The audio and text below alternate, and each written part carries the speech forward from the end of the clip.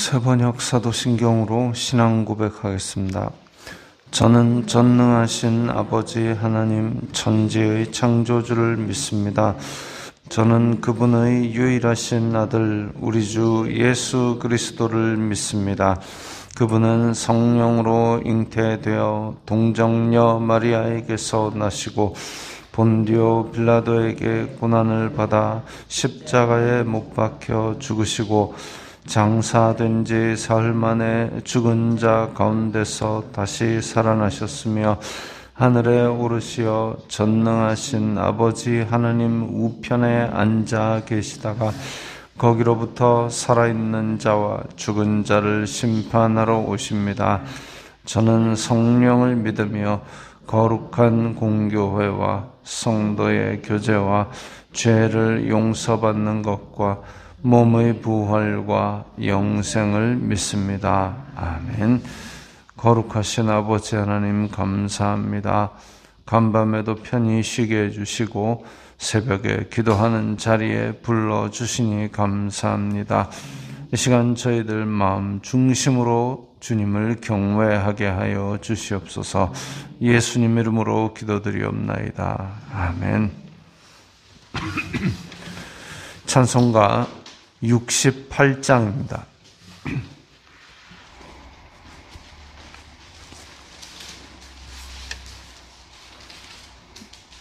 찬송가 68장입니다.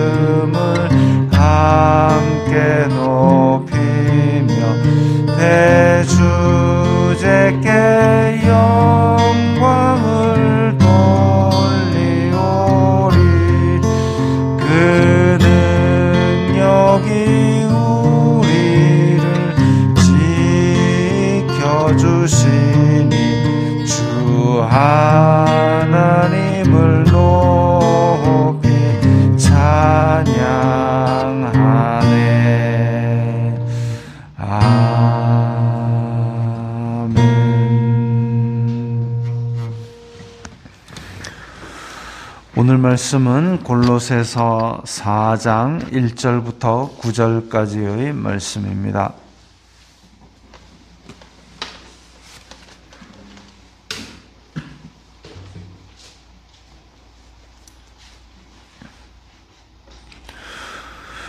골로새서 4장 1절부터 9절까지의 말씀 함께 읽겠습니다. 상전들아 의와 공평을 종들에게 베풀지니 너희에게도 하늘에 상전이 계심을 알지어다. 기도를 계속하고 기도에 감사함으로 깨어 있으라. 또한 우리를 위하여 기도하되 하나님이 전도할 문을 우리에게 열어주사 그리스도의 비밀을 말하게 하시기를 구하라. 이 일 때문에 매임을 당하였노라. 그리하면 내가 마땅히 할 말로써 이 비밀을 나타내리라. 외인에게 대해서는 지혜로 행하여 세월을 아끼라. 너희 말을 항상 은혜 가운데서 소금으로 맛을 냄과 같이 하라. 그리하면 각 사람에게 마땅히 대답할 것을 알리라. 두기고가 내 사정을 다 너희에게 알려주리니 그는 사랑받는 형제요 신실한 일꾼이요 주님 안에서 함께 종이 된 자니라. 내가 그를 특별히 너희에게 보내는 것은 너희로 우리 사정을 알게 하고 너희 마음을 위로하게 하려 함이라. 신실하고 사랑을 받는 형제 오네시모를 함께 보내노니 그는 너희에게서 온 사람이라. 그들이 여기 일을 다 너희에게 알려주리라. 아멘.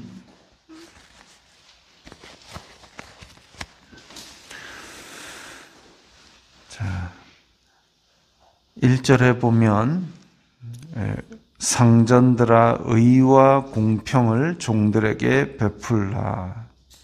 하늘에 상전이 계시다. 즉 모든 세상의 권세와 사람들 위에 하나님께서 계신데 그 하나님 권세의 속성은 의와 공평입니다. 의와 공평, 의롭고 그리고 모든 사람에게 공평하신 그 하나님께서 가진 권력, 그 하나님께서 가진 권세, 그게 권세의 속성이기 때문에 권력자, 권세자들은 마땅히 의와 공평을 행하기 위해서 애써야 됩니다. 그럼 그러지 않은 사람들도 있는데 맞습니다. 세상의 권력자들은 권력을 가지고 자기의 욕심을 채우기 바쁩니다. 의와 공평을 행하면서 자기가 욕심도 채우고 이런 사람은 그래도 덜 나쁜데 의와 공평을 행하지 않고 사회의 질서를 어그러뜨리면서 자기의 힘으로 자기 욕심만 채우는 그런 인간들이 이제 우리는 나쁜 인간이라 그러죠. 그래서 의와 공평, 이게 권력을 가진 사람들이 꼭 지켜야 될 덕목이라고 생각을 하시고 자기가 가진 권력 그것으로 의와 공평을 행하는 것이 마땅한 줄 알아야 됩니다. 자녀들이 부모에게 순종하는 것이 마땅한 것처럼 자기가 어떤 힘을 가지고 있다 그러면 자기의 힘으로 의와 공평을 행하는 것이 마땅합니다. 기도를 계속하고 기도에 감사함으로 깨어있으라. 그리고 3절에 하나님이 전도할 문을 우리에게 열어주사. 자, 지금 기도와 감사와 전도 이것이 지금 우리 가운데 성도들이 또 지켜야 될 세 가지 덕목입니다. 기도와 감사와 전도. 우리의 일상 항상 기도하라라는 말씀처럼 기도를 끊임없이 하나님 지금 이렇게 해서 감사합니다. 지금 어떻게 할까요? 하나님 이걸 지금 갑니다. 도와주세요. 수시로 감사하면서 이 하나님께 기도를 하는 그래서 하나님께 맡기고 하나님의 힘으로 살아가는 삶 이것이 성도의 삶이죠.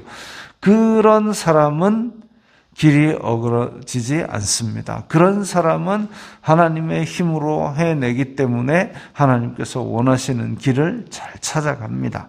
그리고 전도할 문을 열어주사. 그래서 때를 얻든지 못 얻든지 예수 그리스도의 복음을 전하기 위해서 마음을 항상 쓰고 있죠. 자, 기도와 감사와 전도. 실제로 교회사에 보면 그런 사람이 있었습니다. 예전에 한번 언급한 적이 있는데 모라비안 사람들 진젠도르프 백작이 이끄는 그 사람들이 있었습니다. 이 사람들은 정말 신앙의 공동체를 이루기 위해서 자기가 가진 것들을 다 포기하고 신앙 공동체 안에서 정말 기도와 감사와 전도 그리고 말씀 묵상으로 많은 시간들을 보내고 실제로 전도하기 위해서 이 공동체의 사람들은 자기의 지위를 내버리고 노예들에게 전도하기 위해서 노예선을 노예의 신분으로 타기까지 그렇게 복음을 전하는 데 헌신했던 사람들입니다. 그리고 이런 전도를 하기 위해서 즉 선을 행하면서 실망하거나 좌절하지 않고 오히려 감사했습니다. 자기의 신분을 버리고 노예 생활을 하는데 뭐 그리 감사하겠습니까? 그러나 복음에 쓰임 받는다는 그 자체만으로도 기뻐하며 감사했습니다. 정말 대단한 사람들이죠. 그렇게까지 했던 교회사의 선배들이 있었기 때문에 우리도 충분히 할 수 있다는 것이죠. 전혀 우리가 도달할 수 없는 높은 경지를 우리에게 강요하는 것이 아니라 실제로 성령님의 도우심으로 말미암아 우리의 일상생활 가운데서 계속 기도하고 감사하고 복음 전하는 데 마음을 쓰면 충분히 가능한 일입니다. 5절에 외인에게 대하여는 지혜로 행하여 세월을 아끼라. 교회 바깥의 사람, 믿지 않는 사람들을 대할 때는 지혜롭게 행동을 해야 됩니다. 그들은 특히 우리의 행동을 통해서 우리를 판단하기 때문입니다. 그래서 세월을 아끼라라는 얘기는 거기에 대해서 너무 우리가 마음이 치우쳐가지고 있다라면 그건 이제 세월을 아끼는 게 아니라 허비하는 것이 되겠죠. 그러나 그들에게 선한 영향력을 끼친다면 그것은 세월을 아끼는 것이 될 것입니다. 지혜롭게 행한다는 것은 세상의 사람들은 훨씬 우리보다 더 치열하게 그것을 성취하고 또 그것으로 통하여 자기의 이익을 취하기 위해서 애를 쓰고 있습니다. 그런 사람들에게 그야말로 우리의 머리 위로 뛰어다니면서 자기의 이익을 취하려는 사람들에게 우리가 선한 영향력을 행하기 위해서는 성령님의 지혜를 간구하면서 우리가 지혜로운 열매를 맺는 것밖에는 없습니다. 그들은 우리가 지혜롭게 행하지 않는다면 우리를 깔보고 밟을 것입니다. 그러나 우리가 선한 영향력을 가지고 성령님의 도우심으로 말미암아 행하게 된다면 우리의 시간도 아낄 뿐더러 그들은 우리의 삶을 통해서 우리의 삶의 열매를 통해서 저게 바로 복음이구나. 저게 바로 믿는 사람이구나. 그걸 깨닫게 될 것입니다. 또 너희 말을 항상 은혜 가운데서 소금으로 맛을 냄과 같이 소금.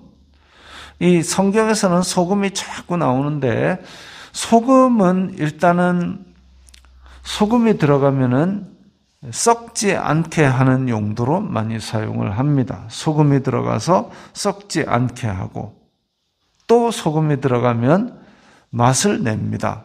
소금은 우리나라에서는 고혈압 때문에 짜게 먹지 말라, 저염식이라고 소금이 마치 죄인인 것처럼 그렇게 얘기를 하지만 딱 객관적으로 얘기했을 때 소금이 맛있습니다. 음식점에 가서 음식을 먹을 때에 맛있다라는 말 대신에 우리가 잘 쓰는 얘기가 간이 잘 맞다. 간을 잘 맞춘다. 이 짭짤한 맛이 적당히 들어가야 음식이 맛있는 것이죠. 그것처럼 또 소금은 골고루 해야 됩니다. 골고루. 먹다가 갑자기 국이 참 싱겁네 하는데 갑자기 소금 덩어리를 하나 딱 씹으면 이건 좀 희한한 맛이죠. 그래서 은혜 가운데서 소금으로 맛을 냄과 같이 하라. 적절하게 골고루 그리고 썩지 않게 해야 되는 그런 소금의 속성처럼 소금으로 맛을 냄과 같이 우리의 말을 적절하게 골고루 그리고 썩지 않게 말을 해야 됩니다. 두기고가 내 사정을 너희에게 알려주리니. 자, 두기고라는 사람이 등장합니다. 두기고라는 사람이 등장하는데 이 사람의 정체성이 뭐냐면 사랑받는 형제요 신실한 일꾼이고 주님 안에서 함께 종이 된 자랍니다. 세 가지가 나오죠. 사랑받는 형제, 신실한 일꾼, 주님 안에서 함께 종이 된 자. 자, 사랑받는 형제. 그럼 그 사람이 사랑을 받기 위한 어떤 것들이 있었겠죠.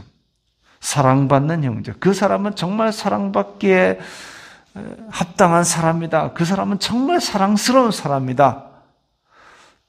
우리의 성도의 삶이 이런 정체성을 가진다면 참 좋겠습니다.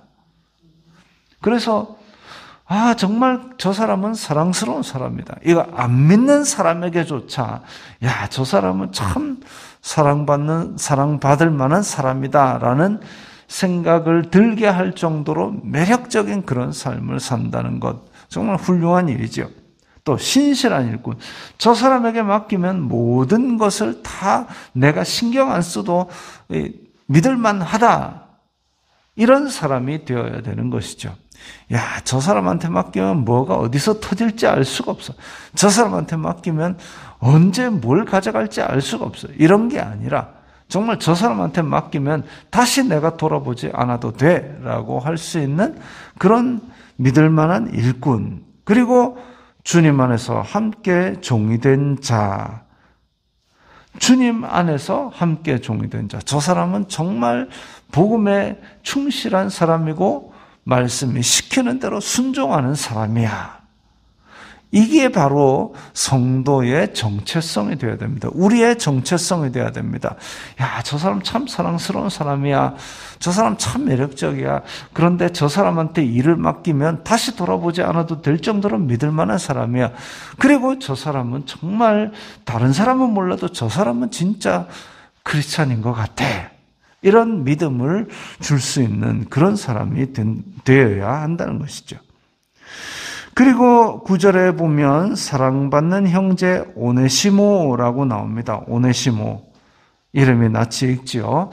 우리 옥중 서신 이러면 에베소, 골로새, 빌립보 그리고 빌레몬서가 있습니다. 빌레몬서에 보면 빌레몬이라는 사람에게 개인적인 서신을 보냈는데 이 오네시모라는 사람이 빌레몬에게서 도망친 종입니다. 원래 노예살이 하다가 도망치면 잡아 죽여도 그 시대에는 그냥 통용되던 시대였는데 근데 아마도 바울 근처에 갇혀 있었던 모양입니다. 그랬는데 이 바울에게 복음을 듣고 오네시모가 회심을 하고 이제 성도가 된 것이죠. 근데 그 오네시모를 함께 보낸다 그랬습니다. 그는 너희에게서 온 사람이라. 아마도 골로새에 있는 빌레몬의 종이었던 것으로 보입니다. 그런데 도망쳤던 종인데 다시 너희에게 보낸다라고 얘기를 했습니다. 도망친 종이 지금 감옥에 갇혀 있다가 거기서 예수님을 만나고 그랬는데 사도 바울은 다시 도망쳤던 곳으로 보냅니다. 오네시모 입장에서도 참 초조한 일일 수 있죠. 왜냐하면 도망친 종은 가서 얻어맞아 죽어도 싼 그런 시대에 살고 있었기 때문에. 그런데 사도 바울은 다시 보낸다 그랬습니다. 도망쳤던 곳으로 다시 보내는 것이죠. 그러면서 소개를 하는데 신실하고 사랑받는 형제랍니다. 노예가 도망친 것이 신실한 겁니까? 안 한데도. 근데 그러면은 빌레몬이라는 성도가 주인이었는데 그 주인이 아주 학대를 해가지고 도망쳤을까요? 성도가 그렇게 종을 학대했다. 이것도 참 있을 수 없는 일입니다. 그때 당시 초대교회는 종이나 자유인이나 남자나 여자나 예수 그리스도 안에서 하나이니라 이걸 실천하는 집단이었는데 어쨌든 그 정확한 사정은 알 수 없지만 빌레몬서에 기록된 바에 의하면 오네시모가 빌레몬에게서 도망 나왔는데 빌레몬에게 혹시 손해 끼친 게 있으면 사도 바울이 내가 다 갚아줄게. 오네시모는 이제 복음으로 우리의 형제 된 사람이니까 나를 대하듯 형제로 되라 라고 그렇게 오네시모를 보내고 있습니다. 오네시모가 죽을 걱정 안 해도 되겠지요. 어찌 보면 우리 성도로서의 또 믿음의 공동체로서의 어떤 사람을 대하는 마음, 이 사람을 보냈을 때 이 사람이 만약에 손해를 끼쳤나 내가 대신 갚아줄게 라고 하는 그 정도의 서로의 끈끈한 믿음, 이런 것들이 우리가 교회에서 회복해 나가야 될 것들이죠. 자, 그래서 오늘 교회에서 있어야 될 몇 가지 일들이 권면되고 있습니다. 기도가 있어야 되고, 감사가 있어야 되고, 전도가 있어야 되고, 그리고 교회 밖에서는 특히 지혜롭게 행해야 될 것이고, 또한 우리의 정체성은 사랑받는 사람, 신실한 일꾼, 그리고 진짜 복음 안에서 종이 된 사람, 이런 사람들이 우리가 지향해야 될 성도의 모습입니다. 이런 삶을 오늘 하루도 이렇게 지향해서 달려나가시기 바랍니다. 기도하겠습니다. 거룩하신 아버지 하나님 감사합니다. 저희들에게 이렇게 아침에 귀한 말씀으로 시작하게 하시니 감사합니다. 오늘 하루의 방향을, 오늘 들은 말씀을 생각하면서 잘 달려나갈 수 있도록 도와주시옵소서. 예수님 이름으로 기도드리옵나이다. 아멘.